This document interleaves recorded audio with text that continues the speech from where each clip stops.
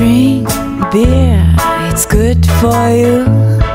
Hello and welcome to the video. The interviews contained here were filmed at BrewExpo America just recently and feature key people from both Yakima Chief Hops and Yakima Valley Hops. I think you will agree that both companies had some very interesting things to say. Let us all know what you think in the comments section after watching the interviews. Let's get to it. Yes, I'm here with Kalen from Yakima Valley Hops. Hi, Kalen. Tell me, what are you most excited about right now? I'm really excited to be here at CBC this year in Nashville, and there's a lot of fun stuff to talk about. So one of the things that we're most excited about this year are a lot of the new innovative hop products that are coming out. There's a lot of liquid hop products, and they're great for a lot of different reasons, and one of the biggest reasons is efficiency.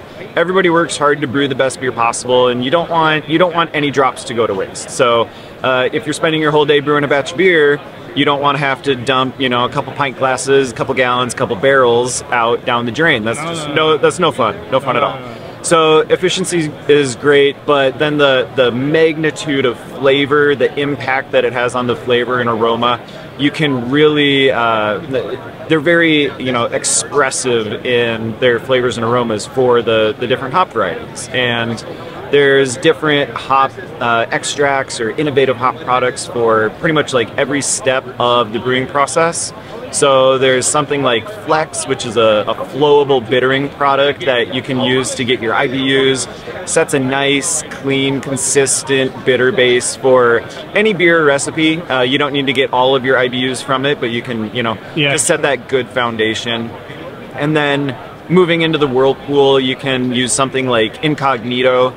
And Incognito is another flowable hop extract. It comes in variety specific, so Citra, Mosaic, and there's other ones too, like even Centennial and Sabro. So I expect a couple more varieties to come out after this harvest coming up here in the fall. Anything you can tell us about that? Nothing that I know for certain, but I know that everybody who's been brewing with it over the past couple of years has really loved it, and they just keep asking for more and more varieties. So I do expect. That's a good sign. Absolutely, yeah. And then moving into the dry hop, there's something called Spectrum, and that's another flowable hop product, and that one's really nice because dry hopping tends to be where you lose a lot of that volume. You lose a lot of your beer to dry hop. Oh, definitely.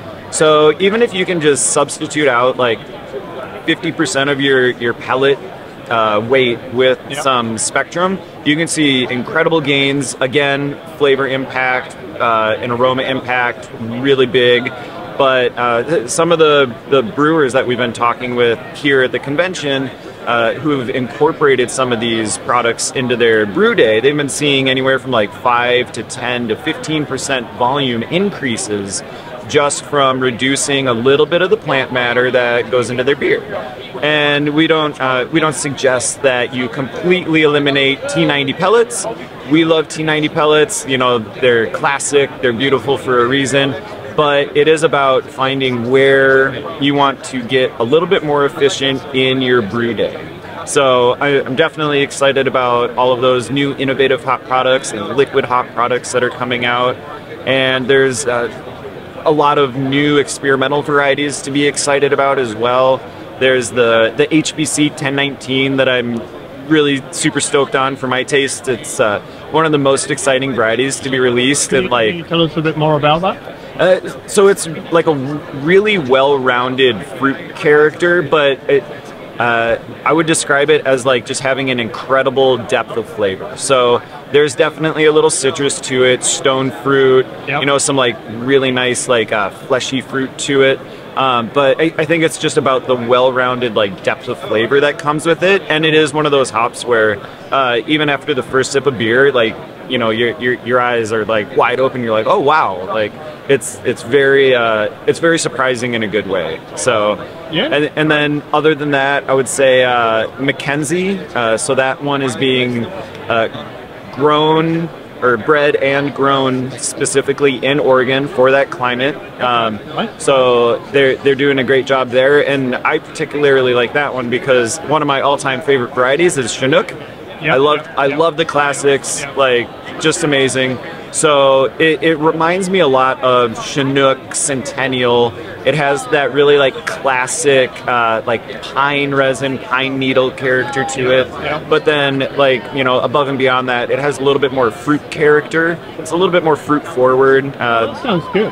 So it's incredible, and it's not too over the top either. So I've had some really incredible lagers with it, and you can, you know, kind of get some of that zesty citrus fruit, but then you know, it's backed by the nice like pine. But then it also performs incredibly well in IPAs, even like some fruit forward hazy things. I've had really good IPAs and fruit forward hazy beers with it. So it performs in a wide range of styles. And again, I just like it because it has like that classic Chinook Centennial feel to it. So. Oh, that's great. I mean, that sounds really awesome. Yeah. Okay. Well, thanks so much for your time, Caleb. I really appreciate it. Yeah. Lots of really great information. Thank you. Yeah, I appreciate your time. Thank you. So I'm here with Pascal from Yakima Chief Hops. Hi, Pascal.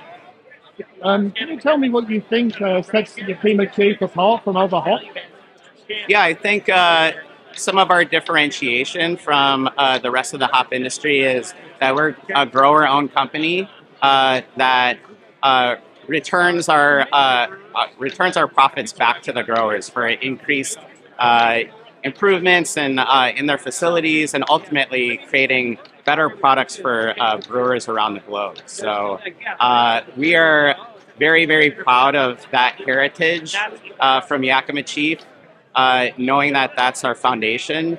But on the flip side, we're also innovating and constantly improving processes that ultimately make better products for brewers. And thinking of the factors that come into play with what brewers need and how they advance their facilities and their processes, and increasing yields and products, and ultimately creating hops and products that give them better beer. We're absolutely thrilled to help them along that journey, and I think that's a huge differentiation for what we do here at Yakima Chief. Great. Sounds perfect for me. Okay, so what actually in the hop world is exciting you the most right now? Well, most everyone knows us for our big three hops, Mosaic, Citra, and Simcoe.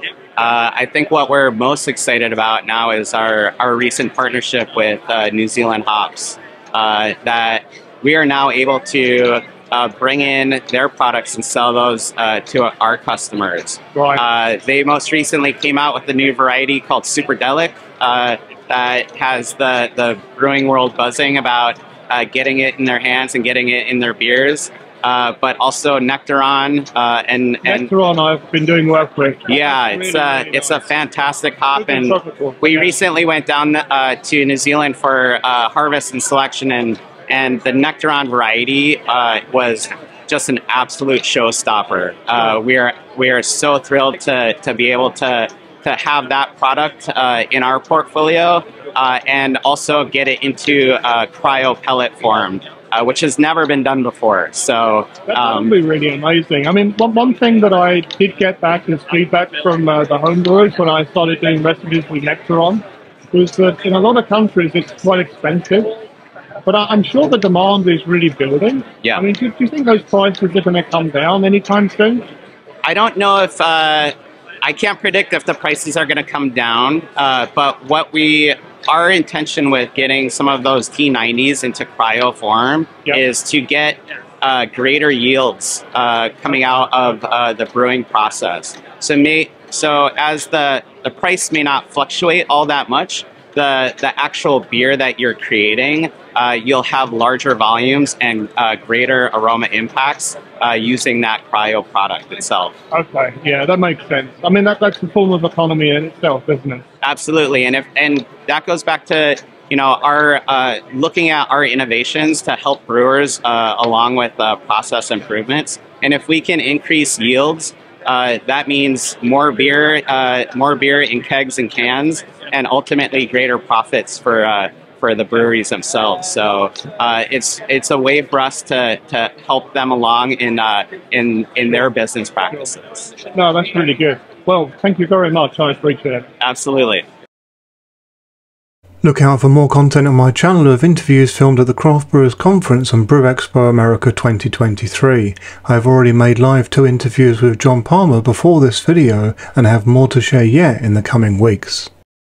I do hope that you found this video useful, informative and interesting. If so, why not consider liking and subscribing? For further support, you can join the channel's Facebook group, and if you would like to support the channel, then check out the channel's merchandise store, as all profits go back into the channel. Until next time, happy brewing!